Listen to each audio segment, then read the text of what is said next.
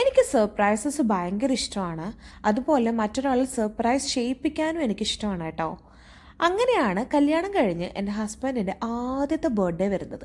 ആ ഒരു സമയത്ത് എനിക്ക് ഭയങ്കര ആഗ്രഹമായിരുന്നു 12 മണിക്ക് കേക്ക് കട്ട് ചെയ്യണമെന്ന്.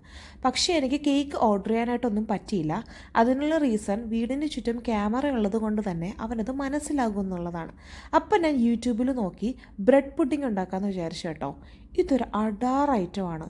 അതിനായിട്ട് ബ്രെഡ് ഒരു 4 സ്ലൈസ് ചെയ്തിട്ട് നമുക്ക് മിക്സറിലോട്ട് ഇട്ട് കൊടുക്കാം.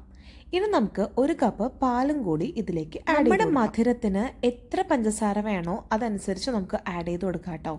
ഇനി നമുക്ക് വേണ്ടത് മുട്ടയാണ്. ഒരു 2 മുട്ട നമുക്ക് ആഡ് ചെയ്ത് കൊടുക്കാം. മുട്ട ഇട്ടു എന്ന് പറഞ്ഞിട്ട് ഒരു ടേസ്റ്റ് വ്യത്യാസങ്ങളൊന്നുമില്ല, മുട്ടയുടെ സ്മെല്ലും കാര്യങ്ങളൊന്നുമില്ല. ഇനി നിങ്ങൾക്ക് ബുദ്ധിമുട്ടാണ് എന്നുണ്ടെങ്കിൽ നിങ്ങൾക്ക് ഒരു ചെറിയ സ്പൂൺ വാനില എസൻസ് ആഡ് ചെയ്ത് കൊടുക്കാം. ഇനി നമുക്ക് ഇതിനായിട്ട് കാരമൽ സോസ് ഉണ്ടാക്കിയാലോ. അപ്പോൾ അതിനായിട്ട് ഒരു സോസ് പാൻ എടുത്ത് പഞ്ചസാര ഇട്ട് കുറച്ച് വെള്ളവും കൂടി ഒഴിച്ചതിന് ശേഷം നന്നായിട്ട് ഒന്ന് മിക്സ് ചെയ്തുകൊണ്ടേ ഇരിക്കുക കേട്ടോ.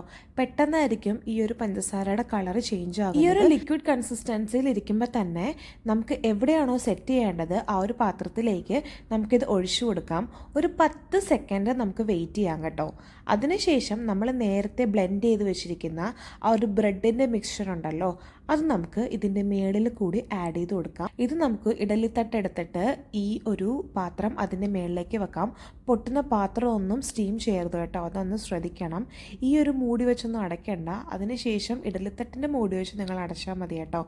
ഒരു ചെറിയ ഫ്ലെയിമിൽ 45 to 50 മിനിറ്റ് നമുക്കിതൊന്ന് കുക്ക് ചെയ്തെടുക്കാം. തണുത്ത് കഴിയുമ്പോഴത്തേനും നമുക്ക് ഡിമോൾഡ് ചെയ്തെടുക്കാം.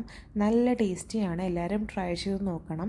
ബാക്കി കഥ പറഞ്ഞാൽ 12 മണിക്ക് ഹസ്ബൻഡ് വലിയ സർപ്രൈസ് ഒന്നും ആയില്ല. അതിനടുത്ത ദിവസം കൊല്ലത്ത് പോകാനുള്ളത് കൊണ്ട് തന്നെ പുള്ളിക്കാരൻ നേരത്തെ കിടന്നുറങ്ങി, ഭയങ്കര ഉറക്കത്തിലായിരുന്നു. ഞാൻ എങ്ങനെയോ വിളിച്ച് ജസ്റ്റ് ഒന്ന് കട്ട് ചെയ്തതിന് ശേഷം പുള്ളിക്കാരൻ അതേപടി തന്നെ കിടന്നുറങ്ങിയായിരുന്നു കേട്ടോ. ഒരു പുഡിങ് തണുപ്പിച്ച് കഴിക്കുന്നതും അതിലും ടേസ്റ്റാണ് കേട്ടോ. ജസ്റ്റ് ഒന്ന് റെഫ്രിജറേറ്റ് ചെയ്തിട്ട് കഴിച്ചാൽ മതി. ട്രൈ ചെയ്ത് നോക്കണേ. ബൈ.